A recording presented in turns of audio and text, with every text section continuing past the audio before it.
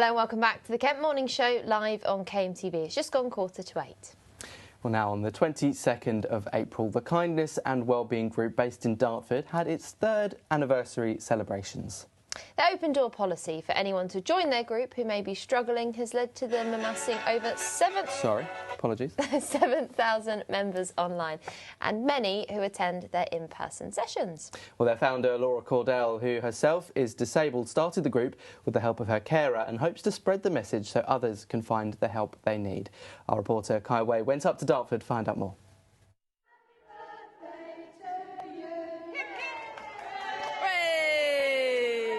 Near the end of April, the Kindness and Wellbeing Group in Dartford had its 3rd birthday. Celebrating 3 years of supporting each other's mental health, the founder started this whole thing during COVID, when people needed it most. 3 years ago, I decided that enough was enough. People really needed help, and they needed help in person.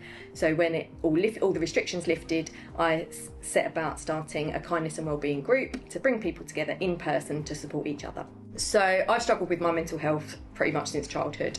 And at 29, I became disabled by an incurable chronic illness. I really found that, like, when you're at school, there's support in school. When you're a mum, there's support for being a mum. When you're at work, there's support through work. But if you're of working age and you fall seriously ill and become disabled, it's just nothing. There's like this huge chasm of you don't fit.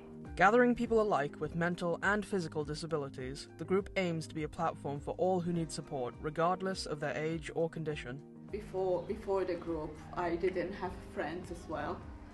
I got ill 8 years ago. I have hydrocephalus, which is water on the brain, so that's completely changed my life. The group brought me really good friends, made me getting out of bed really. I started coming here after my wife passed away, and it helped to communicate with people better. Drawing was, really helped.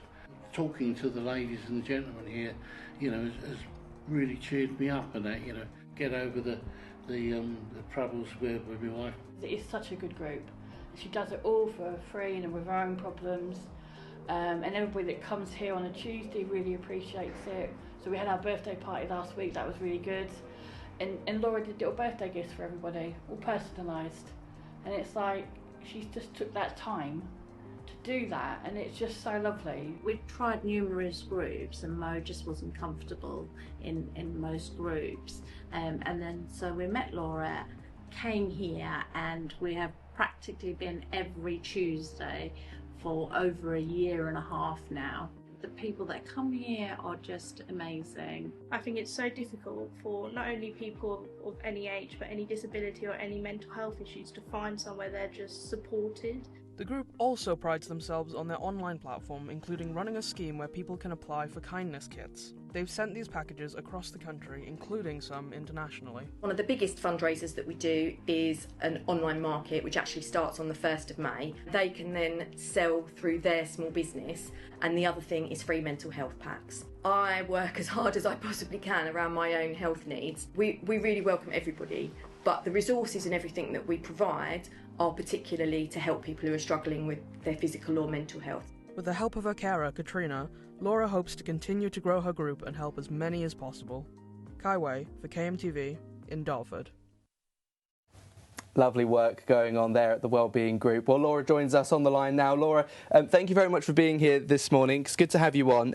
First of all, can you just take us through how this all started? So initially it sort of started little bit by little bit. So before COVID even happened, I had like a little coffee and wellbeing group on the estate, which was very, very tiny, very informal. And it started to become more and more obvious that we needed something more. So on the 1st of January 2020, I set up the Facebook group.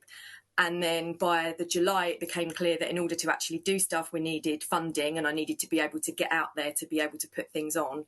And then, yeah, fantastically, by the following April, we were actually open and had the Kindness and Wellbeing Group in person. Once the restrictions lifted, it meant that we could actually bring people together to support all sorts of things. Like, everyone is welcome to our group. There's no particular criteria, there's no referral, there's no waiting list. Anyone can literally just come along today if they want to. And how have you seen the group and the types of people coming into the group change over the past few years as well? There must be different levels of demand, especially at different times of the year. Yeah, so we have sort of two core demographics, people of all ages all the time, but then during the school holidays, people can bring their children along as well. And even sometimes during school time, if we've got children with special needs that perhaps are waiting for a school place or something, or they're out of school because of medical needs, they are welcome to come to us as well. So particularly in the school holidays, we get children, but anyone is welcome any time of year, and we are there all year round. And in the sort of 3 years as well, have you experienced sort of any sort of major setbacks, I suppose? Because it is a lot of pressure as well, with 7,000 people coming through, and you've got an open door policy, so you're never going to turn anybody away. But with that comes a lot of pressure. It does. But I'm determined to keep it going as much as I possibly can, to my own detriment. Probably sometimes people tell me off, but the mental health packs that we send out. So this is sort of a bit of an example. This is sort of Blue Peter style one I made earlier. Those go out in the post all over the world, and we've never had to turn anyone away for one of those. Our kindness kits are funding dependent, so we are constantly in need of funding. So in terms of setbacks, literally our costs and things go up so much. I mean, obviously we're in a cost of living crisis, but things like our insurance has gone up massively. HMRC just withdrew their platform, so that's another £100 that we've got to find. We don't get anything else for that. That's just like, I need to just find another £100. So, and the postage costs have gone up massively. So things like that make it really difficult for us to continue. And literally a couple of weeks ago, we only had £4 in the bank. So, any funding opportunities, if there's anyone out there that's watching that maybe through their work they do match funding or volunteering or anything like that, we would love to hear from you, because things like that can really help us. As well, people joining our market, we've got 5,700 customers in our pop-up group, and we've now hit 175 stalls, which is fantastic. And that means that that's 175 mental health packs that we've funded to be able to send out, which is brilliant. And we've also got an online version that people can download as a PDF, which is then instantly available. And again, there's no referral, there's no payment. They can literally just go on, put in their email address. We don't send them a load of marketing or anything. There's no gimmicks. It's literally just, we're here to help people. It really is a lovely, piece of work that you do. It's based on so much positivity and then sharing a message of kindness. So just wondering what sort of effect it has on yourself as well, being surrounded by all that love. I know that in the piece there, you mentioned that that you suffer from a physical disability yourself. It must have had, such a positive impact. Yeah, it really has. The last sort of 9 months, my own health has deteriorated massively. Fortunately, I'm kind of medicated and coming out the other side of that a little bit now.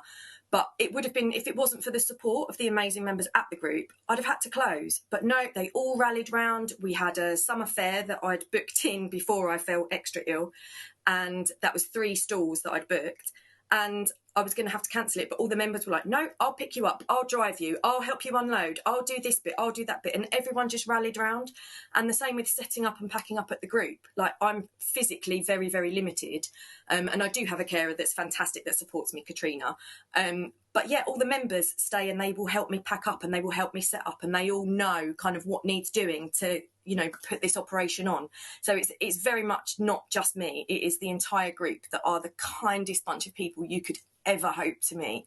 And I'm so grateful for every single one of them. They keep me going and make me want to get out of bed in the morning on a Tuesday as well.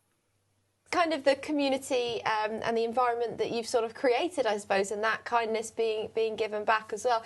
I feel a lot more positive from obviously talking to you and seeing Kai's report there, but this wonderful wall you've got behind you of sort of positivity. So yeah, loads of these it makes gorgeous such a products. difference.